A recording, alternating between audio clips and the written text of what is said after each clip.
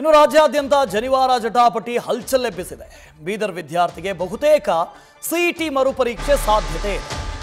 ಘಟನೆಗೆ ಸಂಬಂಧಪಟ್ಟ ಹಾಗೆ ಬೀದರ್ ಮತ್ತು ಶಿವಮೊಗ್ಗ ಡಿಸಿಗಳಿಂದ ವರದಿಯನ್ನು ತರಿಸಿಕೊಂಡಿದ್ದಾರೆ. ಕೂಲಂಕುಷವಾಗಿ ಪರಿಶೀಲಿಸಿದ ಬಳಿಕ ತಪ್ಪಿತಸ್ಥರಿಗೆ ಗೇಟ್ ಪಾಸ್ ಕೊಡಲಾಗಿದೆ. ಸದ್ಯ ವಿದ್ಯಾರ್ಥಿಗೆ ನ್ಯಾಯ ಕೊಡಿಸುವ ಬಗ್ಗೆ ಶಿಕ್ಷಣ ಇಲಾಖೆ ಚಿಂತನೆಯನ್ನು ಮಾಡ್ತಾ ಇದೆ. ವಿದ್ಯಾರ್ಥಿಗೆ ಹೇಗೆ ಮರುಪರೀಕ್ಷೆ ಮಾಡಬೇಕು, ಏನು ಕತೆ ಅಂತ ಹೇಳಿ ಅದರ ಬಗ್ಗೆ ಒಂದು ಚರ್ಚೆ ಕೂಡ ಮಾಡೋದಕ್ಕೆ ಮುಂದಾಗಿದ್ದಾರೆ. ನಾಳೆ ಸಿಎಂ ಜೊತೆ ಉನ್ನತ ಶಿಕ್ಷಣ ಸಚಿವ MC ಸುಧಾಕರ್ ಚರ್ಚೆ ಮಾಡುವವರಿದ್ದಾರೆ.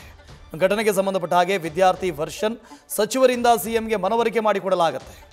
ಸಿಎಂ ಒಪ್ಪಿಗೆ ಮೇರೆಗೆ ಲೀಗಲ್ ಸೆಲ್ನ ಜೊತೆಗೆ ಸುಧಾಕರ್ ಚರ್ಚೆಯನ್ನು ಮಾಡ್ತಾರೆ.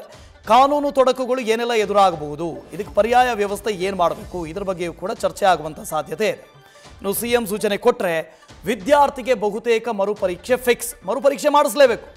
ಅವ್ರು ಮಾಡಿರೋ ತಪ್ಪ ಅದು, ಯಾರೋ ಒಂದು 2-3 ಜನ ಸಿಬ್ಬಂದಿ ಮಾಡಿರುವಂಥ ತಪ್ಪು. ಹಾಗಾಗಿ ಆತ ಮಾಡಿರುವಂಥ ತಪ್ಪಲ್ಲ, ಮರುಪರೀಕ್ಷೆಯನ್ನು ಮಾಡಲೇಬೇಕು. ಕಾನೂನು ರೀತಿಯ ಎಂಥದ್ದೇ ತೊಡಕಿದ್ರೂ ಕೂಡ ಅದನ್ನು ನಿವಾರಣೆ ಮಾಡಿಕೊಂಡು ಮರುಪರೀಕ್ಷೆ ಮಾಡುವಂಥ ನಿಟ್ಟಿನಲ್ಲಿ ನಾಳೆ ಚರ್ಚೆಗೆ ಮುಂದಾಗುವಂಥ ಸಾಧ್ಯತೆ ಇದೆ. ಮುಖ್ಯಮಂತ್ರಿಗಳಿಗೆ ಮೊದಲು ಸಚಿವರು ಮನವರಿಕೆಯನ್ನು ಮಾಡಿಕೊಡ್ತಾರೆ, ಏನೆಲ್ಲ ಆಗಿತ್ತು, ಏನೆಲ್ಲ ಮಾಡಬಹುದು ಮುಂದೆ, ಜೊತೆಗೆ ಮರುಪರೀಕ್ಷೆ ಮಾಡೋದಕ್ಕಿರುವಂಥ ಕಾನೂನು ಅವಕಾಶಗಳು ಏನು, ಇದೆಲ್ಲದರ ಬಗ್ಗೆಯೂ ಕೂಡ ಮುಖ್ಯಮಂತ್ರಿಗಳಿಗೆ ಮನವರಿಕೆ ಮಾಡಿಕೊಡಲಾಗುತ್ತೆ. ಇನ್ನು ಪ್ರಗತಿ ಇದರ ಬಗ್ಗೆ ಡೀಟೇಲ್ಸ್ ಅನ್ನು ಕೊಡ್ತಾ ಹೋಗ್ತಾರೆ. ಪ್ರಗತಿ, ಈಗ ತಪ್ಪು ಮಾಡಿರೋದು ಆ ಹುಡುಗ ಅಲ್ಲ, ಇಲಾಖೆ ಮಾಡಿದೆ. ಒಂದಷ್ಟು ಜನ 2-3 ಜನ ಅಲ್ಲಿರುವಂಥ ಸಿಬ್ಬಂದಿಗಳು ಮಾಡಿರಬಹುದು. ಈಗ ಮತ್ತೊಮ್ಮೆ ಎಕ್ಸಾಮ್ ಮಾಡೋದಕ್ಕೆ ಏನೆಲ್ಲ ಪ್ರಕ್ರಿಯೆಗಳಿದಾವೆ ಅಂತ ಕಾನೂನು ತೊಡಕು ಏನಾದರೂ ಇದೆಯಾ? ಖಂಡಿತ ವಾಸುದೇವ್, ಎಕ್ಸಾಮ್ ಮಾಡಬೇಕು ಅಂತ ಹೇಳಿದ್ರೆ, ಒಬ್ಬ ವಿದ್ಯಾರ್ಥಿಗೆ ಎಕ್ಸಾಮ್ ಮಾಡಬೇಕು ಅಂತ ಹೇಳಿದ್ರೆ ಎಲ್ಲ ರೀತಿಯಾಗಿಯೂ ಕೂಡ ಆಲೋಚನೆಯನ್ನ ಮಾಡಲೇಬೇಕಾಗುತ್ತೆ. ಅದರಲ್ಲಿ ವಿದ್ಯಾರ್ಥಿಯ ತಪ್ಪಿಲ್ಲದೆ ಇದ್ರೂ ಕೂಡ ಒಬ್ಬ ವಿದ್ಯಾರ್ಥಿಗೋಸ್ಕರ CET ಎಕ್ಸಾಮ್ ಅನ್ನು ಬರೆದಿರುವಂತಹ 3 ಲಕ್ಷಕ್ಕೂ ಅಧಿಕ ವಿದ್ಯಾರ್ಥಿಗಳಿಗೆ ಸಮಸ್ಯೆ ಆಗಬಾರ್ದು. ಆ ಎಲ್ಲ ಆಯಾಮಗಳಲ್ಲೂ ಕೂಡ ಆಲೋಚನೆ ಮಾಡಿ ಮುಂದಿನ ನಿರ್ಧಾರವನ್ನ ತೆಗೆದುಕೊಳ್ಬೇಕಾಗುತ್ತೆ. ಸದ್ಯ ನಿಮಗೆ ಗೊತ್ತಾಗಿರೋ ಹಾಗೆ ಈ ಜನಿವಾರ ಜಟಾಪಟಿ ವಿಚಾರಕ್ಕೆ ಸಂಬಂಧಪಟ್ಟ ಹಾಗೆ ಬೀದರ್ನ ಸಂಬಂಧಪಟ್ಟಂತಹ ಇಬ್ಬರು, ಆ ಒಂದು ಪ್ರಾಂಶುಪಾಲರಾಗ್ಲಿ ಅಥವಾ ಆ ಫ್ರಿಸ್ಕಿಂಗ್ ಪ್ರೋಸೆಸ್ ಅಲ್ಲಿ ಇದ್ದಂತಹ ಒಬ್ಬ ಸಿಬ್ಬಂದಿ ಆಗಲಿ, ಇಬ್ಬರನ್ನು ಕೂಡ ಅಮಾನತು ಮಾಡಲಾಗಿದೆ. ಇದಾದ ಬಳಿಕ ಬೀದರ್ನ DC ಕೊಟ್ಟಂತಹ ವರದಿಯನ್ನ ತೆಗೆದುಕೊಂಡು ಸಿಎಂ ಬಳಿ ಈಗ ಉನ್ನತ ಶಿಕ್ಷಣ ಸಚಿವರು ಹೋಗ್ತಾರೆ. ಉನ್ನತ ಶಿಕ್ಷಣ ಸಚಿವ MC ಸುಧಾಕರ್ ಈ ವಿಚಾರಕ್ಕೆ ಸಂಬಂಧಪಟ್ಟ ಹಾಗೆ ಏನೇನಾಗಿದೆ ಆ ಘಟನೆಯ ಸಂಕ್ಷಿಪ್ತ ವರದಿಯನ್ನ ಸಿಎಂಗೆ ಕೂಡ ಸಲ್ಲಿಕೆ ಮಾಡ್ತಾರೆ. ಸಿಎಂ ಜೊತೆ ಒಂದು ಸುತ್ತಿನ ಮಾತುಕತೆಯನ್ನ ನಡೆಸಿ ಅದಾದ ಬಳಿಕ ಲೀಗಲ್ ಸೆಲ್ ಜೊತೆ ಕೂಡ ಡಿಸ್ಕಷನ್ ಅನ್ನ ಮಾಡಿ ಯಾವ್ಯಾವ ರೀತಿಯಾಗಿ ಕಾನೂನು ತೊಡಕುಗಳಿವೆ, ಏನೇನು ಸಮಸ್ಯೆ ಇದೆ, ಸಾಧಕ ಬಾಧಕಗಳೇನು, ಪರೀಕ್ಷೆ ಮಾಡಿದ್ರೆ ಏನ್ ಪ್ರಾಬ್ಲಮ್ ಆಗಬಹುದು, ಯಾವ ರೀತಿಯಾಗಿ ವಿದ್ಯಾರ್ಥಿಗೆ ನ್ಯಾಯವನ್ನು ಕೊಡಿಸಬಹುದು, ಈ ಎಲ್ಲ ವಿಚಾರಗಳಿಗೆ ಸಂಬಂಧಪಟ್ಟ ಹಾಗೆ ಚರ್ಚೆಯನ್ನ ಮಾಡ್ತಾರೆ. ಯಾಕಂದ್ರೆ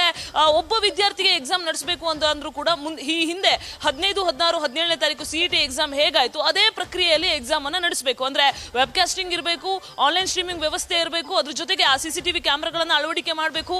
ಒಬ್ಬ ವಿದ್ಯಾರ್ಥಿಗೆ ಎಕ್ಸಾಮ್ ಅನ್ನ ನಡೆಸಿದ್ರು ಕೂಡ ಆ ಪ್ರಕ್ರಿಯೆ ಏನಿತ್ತು ಅದೇ ಪ್ರಕ್ರಿಯೆಯನ್ನ ಇಲ್ಲೂ ಕೂಡ ಫಾಲೋ ಮಾಡಬೇಕು. ಸೊ ಹಾಗಾಗಿ ಪರೀಕ್ಷಾ ಪ್ರಶ್ನೆ ಪತ್ರಿಕೆಯನ್ನು ಕೂಡ ತೆಗೆದುಕೊಳ್ಬೇಕು. ಹೀಗೆ ಸಾಕಷ್ಟು ಆಯಾಮಗಳಲ್ಲಿ ಆಲೋಚನೆ ಮಾಡಿ ಏನೇನು ಸಮಸ್ಯೆಗಳಾಗಬಹುದು ಅನ್ನುವಂತಹ ನಿಟ್ಟಿನಲ್ಲಿ ಆಲೋಚನೆ ಮಾಡ್ತಾರೆ. ಅದ್ರ ಜೊತೆಗೆ ಮುಂದೆ ಯಾರು ಕೂಡ ಏನೋ ಈ ತರ ಮಾಡಿದ್ರು ಅಂತ ಹೇಳಿ ಮತ್ತೆ ಬೇರೆ ಯಾವ್ದು ರೀತಿಯಾಗಿ ಕಾನೂನು ರೀತಿಯಾಗಿ ಅವರು ಕೂಡ ಸ್ಟೆಪ್ ತಗೊಳ್ಬಾರ್ದು ಅನ್ನುವಂತಹ ನಿಟ್ಟಿನಲ್ಲಿ ಎಲ್ಲ ಆಯಾಮದಲ್ಲೂ ಕೂಡ ಆಲೋಚನೆ ಮಾಡಿ ಈ ವಿದ್ಯಾರ್ಥಿಗೆ ಯಾವ ರೀತಿಯಾಗಿ ನ್ಯಾಯವನ್ನು ಕೊಡಿಸಬಹುದು ಅನ್ನುವಂತಹ ನಿಟ್ಟಿನಲ್ಲಿ ನಾಳೆ ಸಿಎಂ ಜೊತೆ ಒಂದು ಸುತ್ತಿನ ಮಾತುಕತೆಯನ್ನು ಉನ್ನತ ಶಿಕ್ಷಣ ಸಚಿವ MC ಸುಧಾಕರ್ ಅವರು ಮಾಡ್ತಾರೆ. ಅದಾದ್ಮೇಲೆ ಕ್ಲಿಯರ್ ಕಟ್ ಆದಂತಹ ಒಂದು ಚಿತ್ರಣ, ವಿದ್ಯಾರ್ಥಿಗೆ ಹೇಗೆ ನ್ಯಾಯವನ್ನ ಕೊಡಿಸ್ತಾರೆ ಅನ್ನುವಂಥದ್ದು ಗೊತ್ತಾಗುವಂಥದ್ದು. Vasudev, thank you Pragathi.